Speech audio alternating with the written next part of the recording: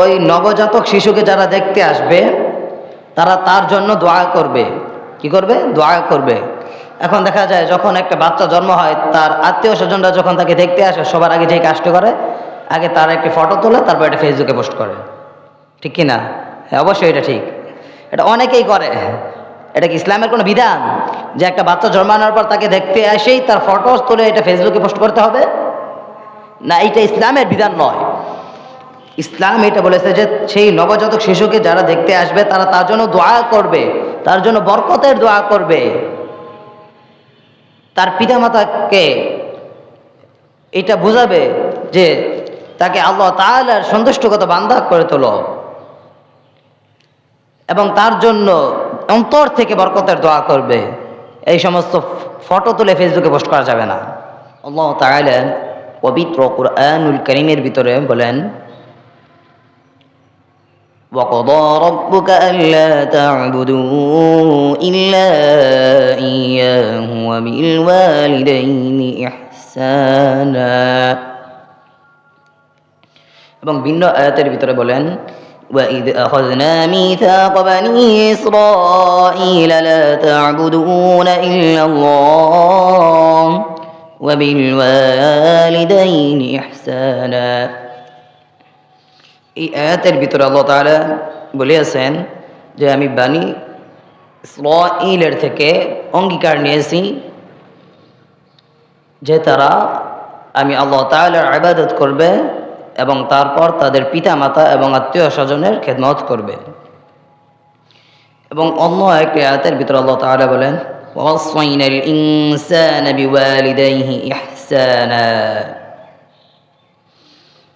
তোমরা তোমাদের পিতামাতার আদেশ মেনে চলো, তাদের সাথে শ্রদ্ধার সাথে কথাবার্তা বলো। সেই জন্য আল্লাহ তাআলা বলেছেন তোমরা পিতামাতার ভিতরে আগে মায়ের খেদমত বেশি করো, তারপর বাবার খেদমত করো। কিন্তু এখানে বর্তমান জামানায় যেটা দেখা যায় যে সন্তান দুনিয়াতে আসার পর পিতামাতার খেদমত ছোট থাকতে যতটাই করুক, বড় হওয়ার পর সেটা আর করে না। যখন সন্তান বড় হয়ে যায় তখন আর পিতামাতাকে চিনে না, পিতামাতার অবাধ্য আচরণ করে, পিতামাতার কথা শোনে না, পিতামাতা যেই কথাটা বলে সেইটা শোনে না, তার বিরুদ্ধে আচরণ করে। এটা কি জন্য? এখানে কিন্তু সমস্ত দোষটা সন্তানের উপরে দেওয়াটা ঠিক নয়। সন্তান কিন্তু চাইলেই সে মা বাবার খেদমত করতে পারবে না যদি কিনা আপনার সেই শিক্ষা তাকে দিয়ে বড় না করেন। সন্তানের উপরে পিতামাতার 12টি হক রয়েছে। সন্তান জন্ম হওয়ার পর থেকে বড় হওয়া পর্যন্ত পিতামাতার 12টি হক রয়েছে। কয়টি? 12টি হক রয়েছে। কি কি? এই 12টি হক যদি কেউ আদায় করে তাহলে তার সন্তান বড় হওয়ার পর আল্লাহ তাআলা চাইলে সেই সন্তান বাবা মার অবাধ্য আচরণ করবে না, বাবা মার সাথে ভালো আচরণ করবে। প্রথমত, যখন একটি সন্তান জন্ম নিবে, ছেলে হোক অথবা মেয়ে হোক, যখন সে জন্ম নিবে তখন তার কানে আজান দিতে হবে। এইখানে আমাদের অনেক মুরব্বীরা বলে থাকেন, অনেক মুরব্বীরা মাসালা দিয়ে থাকেন, মেয়ে হলে আজান দিতে হয় না। এটা ভুল। সে ছেলে অথবা মেয়ে হিসেবে আজান পাবে না, সে আজান পাবে হয়তো মুসলমান হিসাবে। সেই জন্য ছেলে হোক অথবা মেয়ে হোক, যেই সন্তানই হোক না কেন, তার কানে আজান দিতে হবে। দ্বিতীয়ত, তাহনিক করাতে হবে। এই তাহনিক শব্দের অর্থ কি? এটা আমরা অনেকেই জানি না। এই তাহনিক বলা হয় যখন একটি সন্তান মায়ের গর্ভ থেকে দুনিয়াতে আসবে, তখন ওই সন্তানকে তার পিতা যে থাকবে সেই সন্তানকে নিয়ে কোনো আলেম ওলামার কাছে যাবে অথবা কোনো বুজুর্গানে দ্বীনের কাছে যাবে। সম্ভব যদি না হয় তার কাছে যাওয়ার, তাহলে তাকেই নিয়ে আসবে। নিয়ে আসার পর ওই উলামায়ে কেরামকে বলবেন যে আপনি এই সন্তানের তাহনিক করে দেন। এটা কি? আসলে ওই উলামায়ে কেরাম অথবা বুজুর্গানে দ্বীন সে তার মুখের ভিতরে একটি খেজুর নিবেন এবং সেই খেজুরটিকে চাবাবেন। তারপর তার নিজের থুতু মুবারক ওই বাচ্চার মুখে উপরে তালুতে লাগিয়ে দিবেন। তারপরে ওই চাবাহিত খেজুরের কিছু অংশ ওই বাচ্চার মুখে দিয়ে দিবেন। এটাকেই বলা হয় তাহনিক।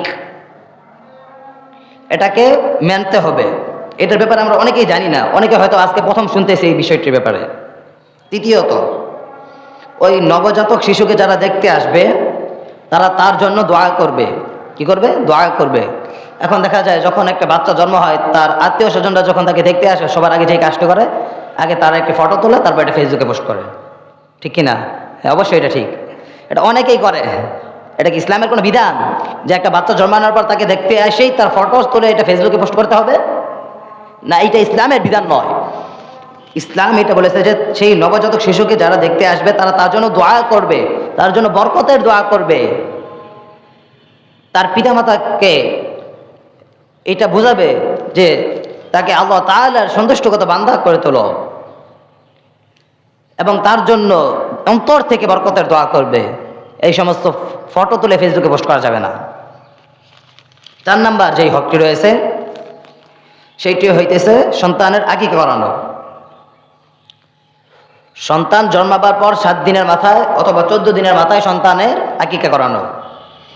এইখানে একটি বিষয় খেয়াল রাখতে হবে যে অনেকে বলে থাকেন যে আকিকার গোস্ত খেতে পারবে না, এটা খাওয়া যাবে না, এটা কি খাওয়া জায়েজ কি জায়েজ না, এইটা নিয়ে অনেকেই বিভ্রান্তির ভিতরে পড়ে এবং আলেমদের নিকটবর্তী হয়। এই আকিকার জন্তুর যে গোস্তটা রয়েছে ওই গোস্তটা পিতামাতা খেতে পারবে, সকলেই খেতে পারবে। যদি সম্ভব হয় তাহলে যে সন্তানের জন্য আকিকা দিতেছে ওই সন্তানও খেতে পারবে।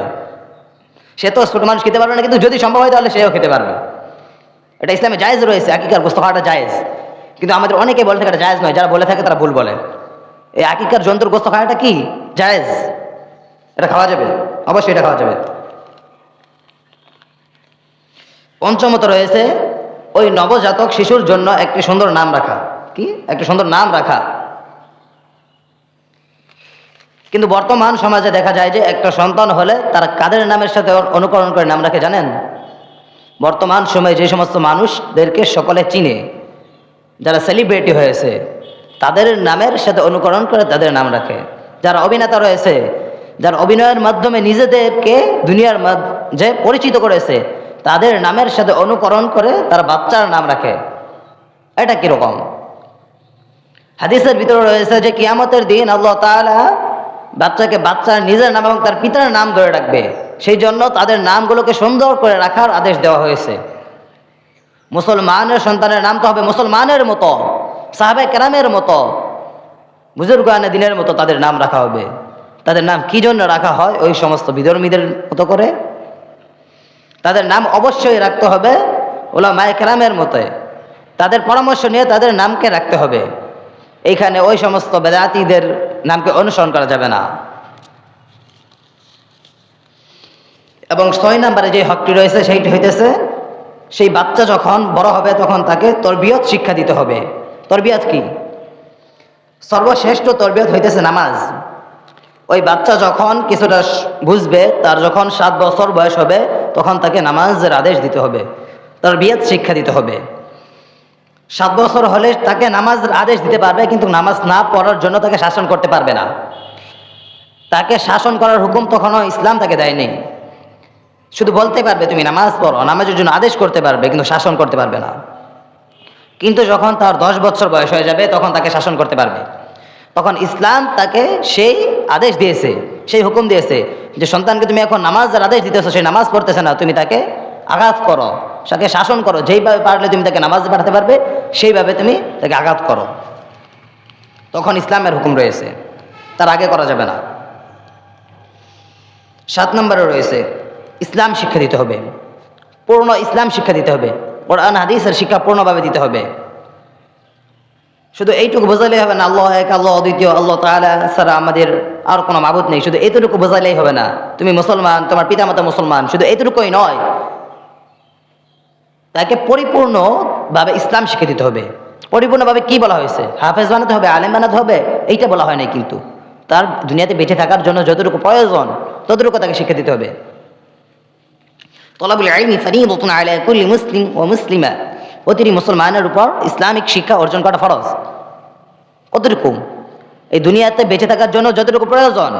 আপনি নামাজ পড়তেছেন, নামাজ আদায় করার জন্য কতটুকু শিক্ষা আপনার প্রয়োজন? নামাজের বাইরে কতটুকু বিষয় ফরজ? নামাজের ভিতরে কয়টি বিষয় ফরজ, বাহিরে কয়টি বিষয় ফরজ, এটা জেনে নেওয়াটা কিন্তু সকল মুসলমানের জন্য ফরজ। এইরকম দুনিয়াতে বেঁচে থাকার জন্য যেতগুলো বিধান রয়েছে ওই সমস্ত বিধানের মাসালাগুলোকে জেনে নিতে হবে, তাকে এই সমস্ত মাসালা শিক্ষা দিতে হবে। 8 নম্বরে কি রয়েছে, যদি পিতামাতা তার সম্পদকে সন্তানদের ভিতর বন্টন করে দিতে চায় তাহলে সমানভাবে সম্পদ দিতে হবে, একজনকে বেশি দেওয়া যাবে না, একজনকে কমও দেওয়া যাবে না। সম্পদ ইসলাম যতটুকু যাকে দিতে বলেছে ততটুকুই দিতে হবে। এক্ষেত্রে যদি পিতামাতা তাদের ভালোর জন্য কম বেশি করতে চায় তাহলে উলামায়ে কেরামদের পরামর্শ নিয়ে তারপর সেটা করতে হবে, নিজের মতো করে করা যাবে না কিন্তু। 9 নম্বর রয়েছে, যখন সন্তানের বিবাহের বয়স হবে তখন দেরি না করে তাদেরকে বিবাহ দিয়ে দিতে হবে। কিন্তু যদি বিবাহের সময় অতিক্রান্ত হয়ে যাওয়ার পর তাদেরকে বিবাহ না দেওয়া হয় এবং তারা গুনাহের কাজে লিপ্ত হয় তাহলে ওই গুনাহের খেসারত পিতামাতাকেও দিতে হবে, ঠিক কিনা? আমরা কিন্তু এটা দেখে থাকি যে পিতা মাতা ছেলেদের বয়স বিবাহ হওয়ার যাওয়ার পরও বিবাহ দেয় না, এই রকমটা বলে থাকে যে ও তো এখন আমার কামাই খায়, ও কিভাবে তার স্ত্রীকে খাওয়াবে। আর রিজিকের ফয়সালা তো আল্লাহ তাআলাই করে দিয়েছেন, আল্লাহ তাআলা প্রতিটি মানুষকে সৃষ্টি করার সময় তার রিজিকের ফয়সালা করে দিয়েছেন, আপনি আমি আর কি বলবো। সেই জন্য তাদের বিবাহের বয়স হয়ে যাওয়ার সাথে সাথে তাদেরকে বিবাহ দিয়ে দিতে হবে। 10 নম্বরে রয়েছে, বিবাহ দেওয়ার আগে ছেলে মেয়েদের মতামত নিতে হবে। আন্তর্জাতিক আপনি একজনকে ধরে নিয়ে এসে আপনার ছেলের সাথে বিবাহ দিয়ে দিতে পারবেন না, আপনার মেয়ের সাথে বিবাহ দিয়ে দিতে পারবেন না, তার মতামত নিতে হবে। এটাকে ইসলাম জায়েজ করে দিয়েছেন, এটা তাদের অধিকার, এটা তাদেরকে দিতেই হবে, তাদের মতামত নিতেই হবে, এটা তাদের অধিকার। 11 নম্বর রয়েছে, সন্তানের ভরণ পোষণের দায়িত্ব নিতে হবে। সন্তানকে আপনি জন্ম দিলেন, তারপর আর আপনার কোনো দায়িত্ব নাই নাকি?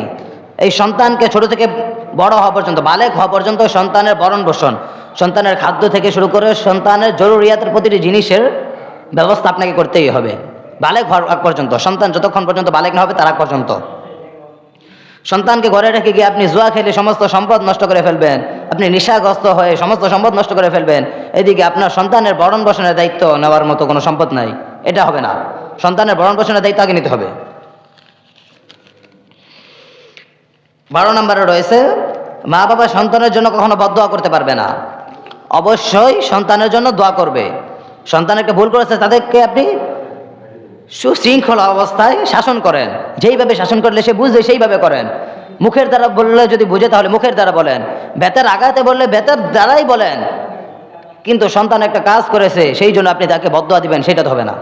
সন্তানকে কখনো বদদোয়া দেওয়া যাবে না, সন্তানকে বদদোয়া দেওয়া যাবে না, নিজের খাদেমকে বদদোয়া দেওয়া যাবে না, নিজেকেও নিজে বদদোয়া দেওয়া যাবে না, এমনকি নিজের সম্পদকেও বদদোয়া দেওয়া যাবে না। এখানে অনেক বিষয় দেখা যায় যে সন্তানের উপর যখন কোনো পিতামাতা রাগান্বিত হয়ে ওঠে তখন সাথে সাথে ওই সন্তানের উপর বদদোয়া দেয়, এটা করাটা ঠিক নয়, এটা করা যাবে না। এই 12টা হক হইতেছে সন্তানের জন্মের পর, কিন্তু সন্তান জন্মাবার পূর্বে আরো 2টি হক পিতার উপর রয়েছে, সেটা শুধু পিতার উপর।